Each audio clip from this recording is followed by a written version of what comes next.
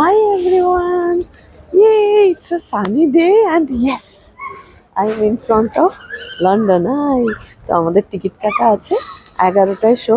ভীষণ ভীষণ এক্সাইটেড সবচেয়ে ওপরে উঠতে এবং পুরোটা করতে শুনলাম 35 মিনিটস লাগে। তো ভীষণ ভীষণ এক্সাইটেড। তো ভেতরে কি কি হলো দেখাবো তোমাদের। আপাতত আমার সঙ্গে এসো, ভীষণ খুশি হচ্ছি আমি। নাচতে নাচতে চললাম এবার দু একটা দরকারি কথা বলি। লন্ডন আইয়ের আর একটা নাম হচ্ছে মিলেনিয়াম ওয়েল। এটা বেসিক্যালি টেমস রিভারের সাউথ ব্যাঙ্কে অবস্থিত। এটা ইউরোপের টলেস্ট একটা হুইল অবশ্যই, এবং সবচেয়ে বেশি paid tourist attraction in fact united কিংডমে শুনলাম এটাই।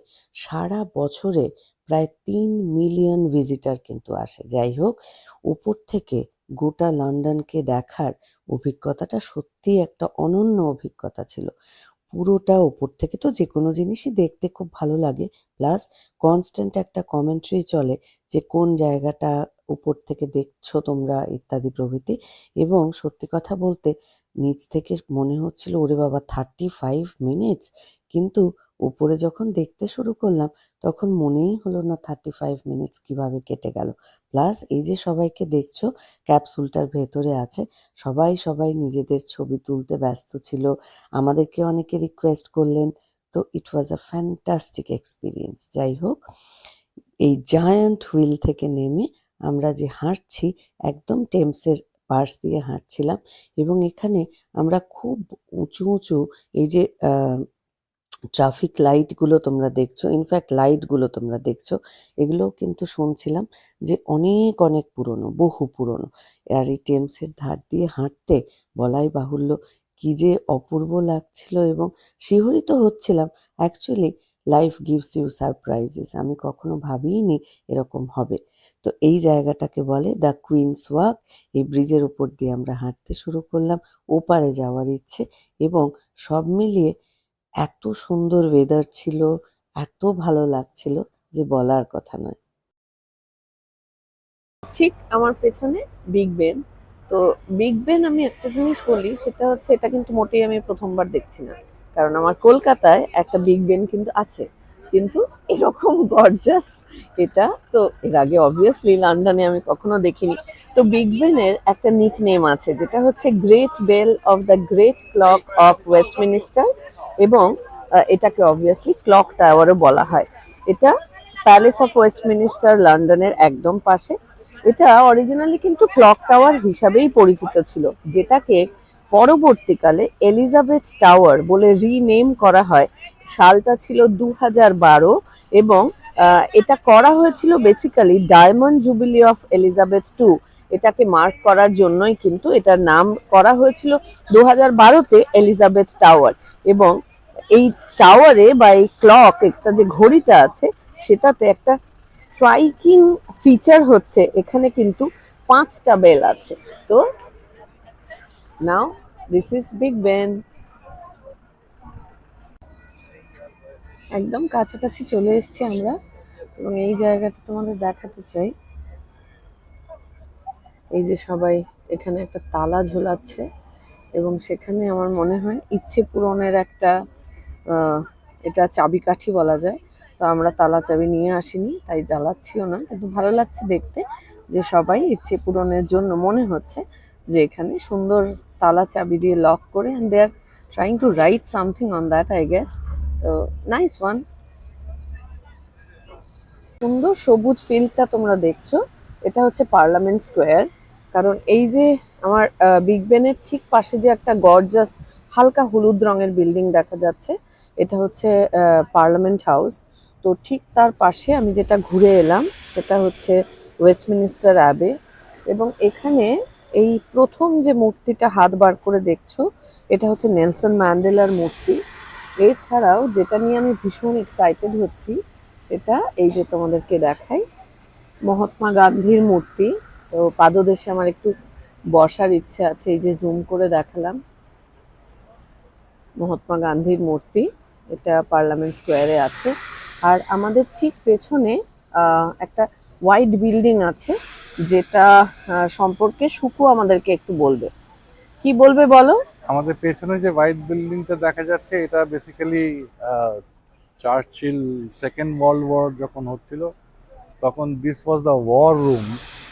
এখানে ওরা জার্মানদের যত সিগন্যালস ছিল সেগুলোকে ডিকোড করে এবং most of the parliament sessions or the decisions used to be taken at the underground of this building. এখানে একটা ওয়াও। মিউজিয়াম আছে and this is the building by which the Second World War has actually been controlled by okay, the I British understand.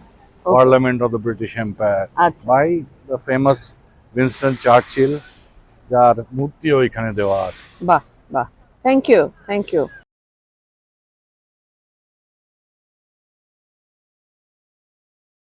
High, আমি যেখানে দাঁড়িয়ে আছি আমার পেছনে the gorgeous Westminster Abe. তো এটার পুরনো নাম ছিল Collegiate Church of Saint Peter at Westminster. এটা অবশ্যই একটা অ্যাংলিকান চার্চ যেটা সিটি অফ ওয়েস্টমিনিস্টার ইংল্যান্ডে অবস্থিত। এবং এখানে আমি ভীষণ এক্সাইটেড কারণ করোনেশন সেরিমনি সম্পর্কে আমি প্রচুর পড়েছি, কিন্তু আমার করোনেশন চেয়ারটা দেখা হয়নি। তো এখানে 1066 সাল থেকে 40 জন ব্রিটিশ মনার্কের কিন্তু এখানে করোনেশন হয়েছিল, সেটা দেখার আমার প্রচন্ড ইচ্ছে আছে। এবং 1100 সাল থেকে 16টা রয়্যাল ওয়েডিং এখানে হয়েছে। And I can clearly understand বাইরে থেকেই যদি এটা এত গর্জাস হয় তাহলে রয়্যাল ওয়েডিং এর সময় এখানে কি না কি অবস্থা হবে। এবং অবভিয়াসলি বলার অপেক্ষা রাখে না, এটা একটা অ্যাংলিকান চার্চ এবং এখানে 18 জন স্কটিশ ব্রিটিশ মনার্কের কিন্তু এখানে বারিয়াল গ্রাউন্ডও আছে যেগুলো আমরা দেখতে পাবো। তো being a history student I am extremely excited about ইট।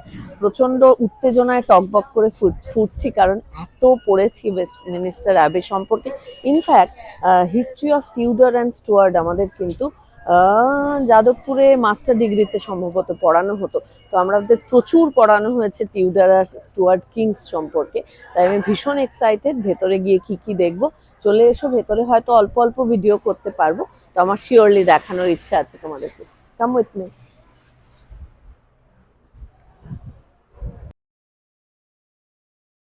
এই চার্চ প্রথম এই যে হিউজ বিল্ডিংটা পেয়েছে সেটা 1040 থেকে, এবং যিনি কমিশন করেছিলেন তিনি হচ্ছেন কিং এডওয়ার্ড দ্য কনফেসার, যার বারিয়াল গ্রাউন্ড কিন্তু এটার ভেতরেও আছে।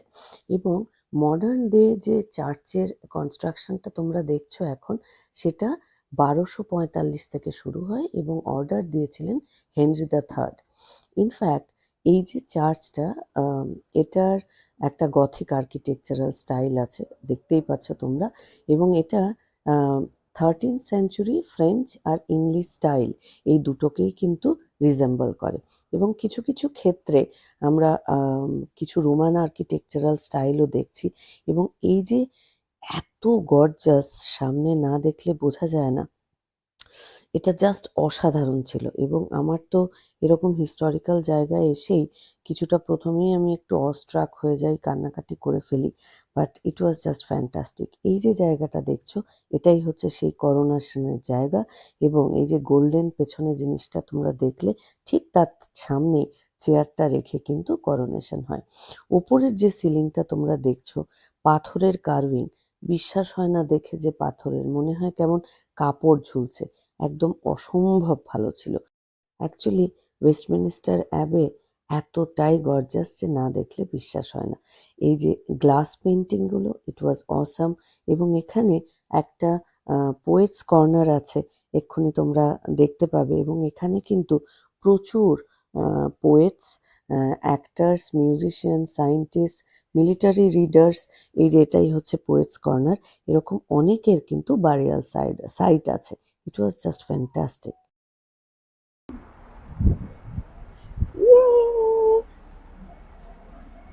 তো এই হচ্ছে টেলিফোন, কিছু একটা সংখ্যা দেখা যাচ্ছে। ফাইনালি কাজ করছে না কিন্তু সংখ্যা কিছু একটা দেখাচ্ছে। যাই হোক, আমি প্রচন্ড এক্সাইটেড। এটা হচ্ছে সেই ট্রেডিশনাল রেড টেলিফোন বক্স, যেটা কিনা প্রচন্ড এখানকার লন্ডনের একটা আইকনিক সাইন। তো এটা তৈরি করেছিলেন স্যার গিলস গিলবার্ট স্কট, যিনি কিনা লিভারপুল ক্যাথিড্রালেরও মেন আর্কিটেক্ট ছিলেন। এবং এটা আমি কালকে লাল শাড়ি পরে প্রচুর খুঁজেছি, খুঁজে পাইনি। আর যাই হোক, আজকে সাদা জামা পরে পেয়ে গেছি। এবং যেটা তোমাদের সঙ্গে শেয়ার করতে চাই, যে এত রং ছেড়ে কেন এই টেলিফোন বুথগুলোর রং লাল হয়েছিল। It is a very simple reason, যাতে ওই প্রচুর ক্রাউডের মধ্যেও বা অনেক হইচইয়ের মধ্যেও যাতে এটা ইজিলি স্পট করা যায়, সেই কারণেই কিন্তু এই টেলিফোন বুথের রংটা হয়েছে লাল।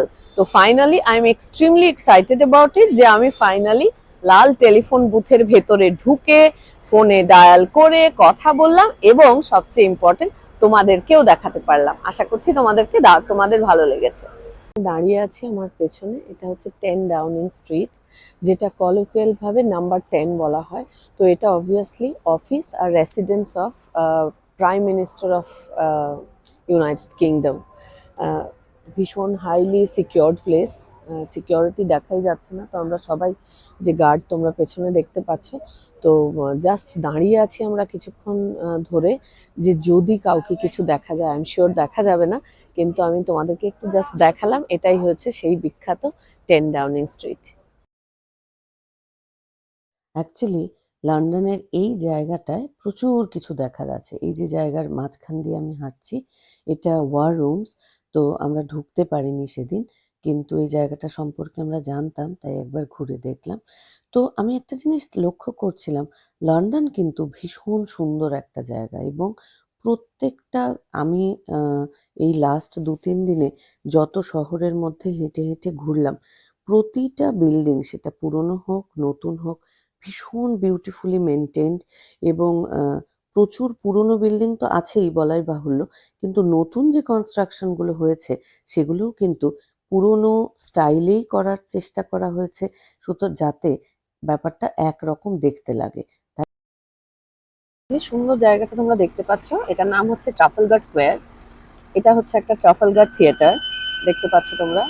অ্যাকচুয়ালি ট্রাফালগার থিয়েটারটা, বা সরি ট্রাফালগার স্কোয়ার, আমার মানে কাছে প্রচন্ড একটা পরিচিত একটা জায়গা। তার কারণ হচ্ছে, এই কিছুদিন আগে আমার ক্লাস 9-এর ছানারা যদি দেখে, তাহলে তারা বুঝতে পারবে। এই কিছুদিন আগেই আমাদের ক্লাস 9-এর সেকেন্ড চ্যাপ্টার ছিল হচ্ছে নেপোলিয়ন এবং তার সাম্রাজ্য, এবং সেখানে আমরা 1805 সালে ট্রাফালগারের যুদ্ধ হয়েছিল, সেটা আমি সবে পড়িয়ে এসেছি। এবং শুধু সবে পড়িয়ে এসেছি বলে ভুল হবে, সেটা হচ্ছে প্রতি বছর ক্লাস 9-এর সেকেন্ড চ্যাপ্টারে আমাকে ট্রাফালগারের যুদ্ধ পড়াতে হয়। বেসিক্যালি ইংল্যান্ড এবং ফ্রান্সের মধ্যে হয়েছিল, এবং সেখানে ব্রিটিশ নেভাল ভিক্টরি, এটা একটা বিরাট বড়, এবং নেপোলিয়নকে হারিয়েছিল ইংল্যান্ড। তো এটা দেখে আমার, এটা বেসিক্যালি ট্রাফালগারের যুদ্ধটাকে মনে করানোর জন্যই, মনে রাখার জন্যই এই ট্রাফালগার স্কোয়ারটা তৈরি হয়েছে। এবং সেটা ইংল্যান্ডের যে এত বড় একটা ভিক্টরি ছিল এগেনস্ট নেপোলিয়ন তো তখন সারা পৃথিবীর বস।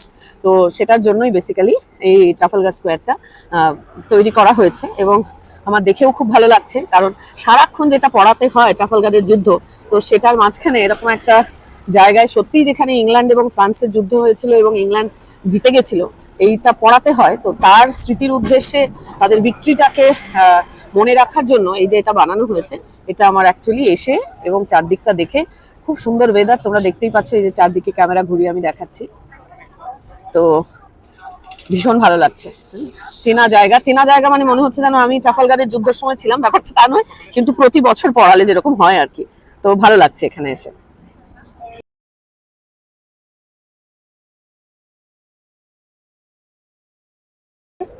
এই যে ট্রাফিক লাইট, এটা একটা বাটন আছে নিচে, সাদা বাটনটা, এটা টিপতে হয়। তো মজার গল্প হচ্ছে, এটা টিপলে তারপরে ওয়েট বলে আসে, যেটা তোমরা দেখছো, এখন দেখছো গ্রিন সিগন্যাল হয়েছে, যে মানুষ ক্রস করার সিগন্যাল। তো এটার একটা গল্প আছে, সেটা হচ্ছে আমরা যখন 2005 সালে প্রথম আমেরিকায় যাই, তখন আমরা তো এগুলো কিছুই জানি না, অ্যাজ ইউজুয়াল, জীবনে প্রথমবার বাইরে গেছি। তো যেটা হয়েছিল সেটা হচ্ছে, আমরা আধা ঘন্টা ধরে, নক্সভিলে ছোট শহর, তো সেখানে আধা ঘন্টা ধরে দাঁড়িয়েই আছি, রাস্তা তো ক্রস করতে পারছি না, কারণ ওখানে তো সবাই গাড়ি চড়ে, গাড়ি ছাড়া তো কেউ যায় না। তো আমাদের তো গাড়ি নেই, দিদি ভাই আর দাদা একটা জায়গায় নামিয়ে দিয়েছিল। তো তারপর থেকে আমরা অনেকক্ষণ ধরে দাঁড়িয়ে আছি। তো একজন সাহেব এসে বেশ খানিকক্ষণ বাদে আমাদেরকে অবজার্ভ করছিলেন। তো করতে করতে হঠাৎ এসে জিজ্ঞেস করলেন, dear do you need any help. তো তখন আমরা বুঝতে পারছি না কি করব, তো লজ্জা করে বললাম যে আমরা অ্যাকচুয়ালি রাস্তা পেরোতে চাই, কিন্তু আমরা রাস্তাটা পেরোবো কি করে সেটা বুঝতে পারছি না। তো আমরা হলে হয়তো হেসে ফেলতাম, উনি একটু হাসেননি, উনি বুঝতে পেরেছেন। তখন বললো, dear you have to press the button. তারপরেই তো যেই মাত্র বাটন প্রেস করলাম সঙ্গে সঙ্গে বললো ওয়েট। তারপরে বেসিক্যালি যাওয়ার সিগন্যালটা দেয়। যতক্ষণ না পর্যন্ত এই ট্রাফিক সিগন্যালের এই বাটনটা পুশ না করা হয় ততক্ষণ পর্যন্ত কিন্তু গাড়ি চলতেই থাকে চলতেই থাকে চলতেই থাকে। তো এটাও একটা নতুন শিক্ষণীয় বিষয় ছিল, এবং এখন লন্ডনেও এটা চারিদিকে দেখছি। তবে লন্ডনে দেখছি মোটামুটি একটা ইন্টারভেলে ওরা কিন্তু ট্রাফিক ক্রসিং এর জন্য দেয় সময়। হ্যাঁ, তো এই হচ্ছে গর্জাস ট্রাফালগার স্কোয়ার। বিশাল বড় বড় দুটো সিংহ, এটা আলোর বিপরীতে। খুব সুন্দর সুন্দর ফোয়ারা আছে, এই যে দেখতে পাচ্ছ তোমরা, দারুণ ভালো। এবং এখানে হচ্ছে ন্যাশনাল আর্ট গ্যালারি, যেটা আমাদের দেখার প্ল্যান আছে, আজকে হবে না, আগামীকাল। তো সবাই বসে আছে, কি সুন্দর ওয়েদার, পাশে লাল বাস। এই যে একটা এই বিল্ডিংটা অনেকটা আমাদের রাজভবনের পাশে যে এসপ্ল্যানেড ম্যানশন আছে সেটার মতন আমার অনেকটা মনে হচ্ছে। এই যে খুব সুন্দর সিংহটা, এই যে দেখা যাচ্ছে, সামনে আসলে বোঝা যায় it's a huge huge structure. এই যে এখান থেকে বেটার দেখা যাচ্ছে। এই যে খুব রোদ, এই যে তোমাদের একবার সূর্য দেখাচ্ছি, বিরাট রোদ, কিন্তু অত গরম কিন্তু একদমই নেই। আমরা সুন্দর নর্মাল জামা কাপড় পরে বেরোচ্ছি। তো এই হচ্ছে Trafalgar Square and I am loving it. এত কাছে ট্যাবলেট বা ফোনে ছবি তুললেই আমার ইপসার কথা মনে হয়। ইপসা সঙ্গে সঙ্গে দেখেই বলে, মা আমি কিন্তু এটার দায়িত্বে নেই, আমি রিস্ক নিচ্ছি না। এত জলের কাছে তুমি ফোন বা ট্যাবলেট নিয়েছো, পড়ে গেলে কিন্তু আমার দোষ নেই। তো জলের কাছে, এত জলের কাছে ভিডিও করতে গেলে বা ছবি তুলতে গেলে সবসময় I remember YPSA.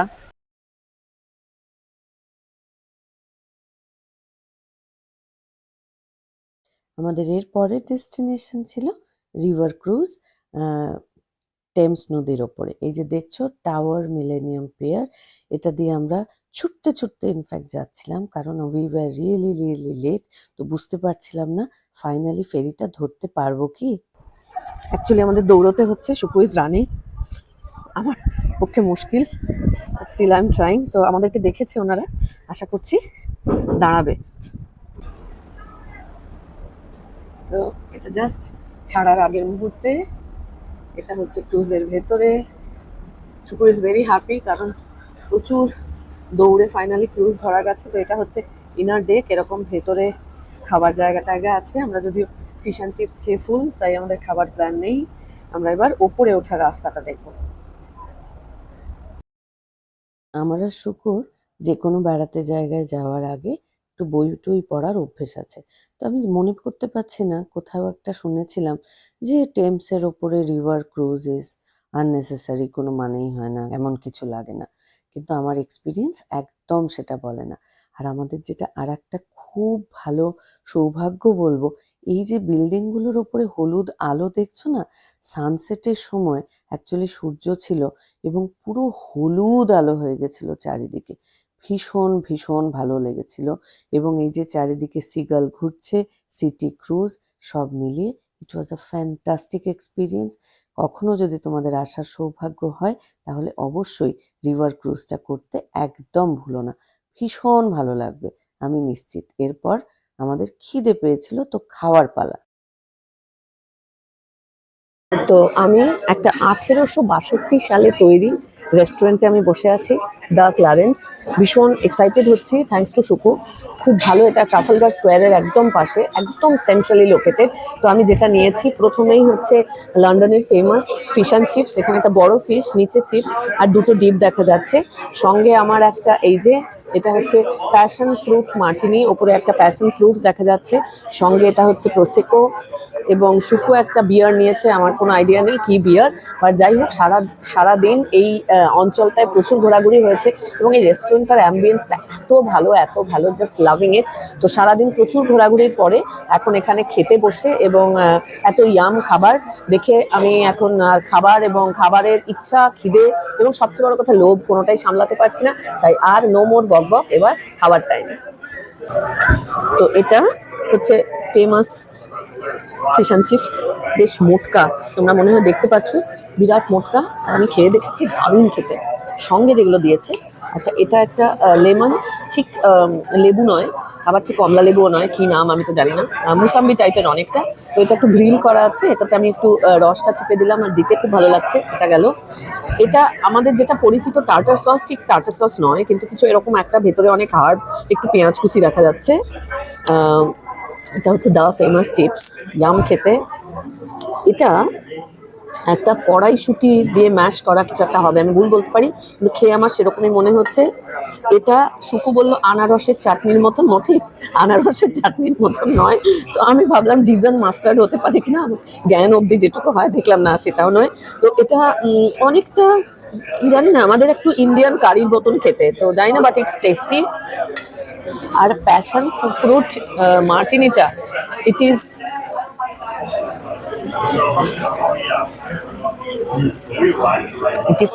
so good, just yum, loving it.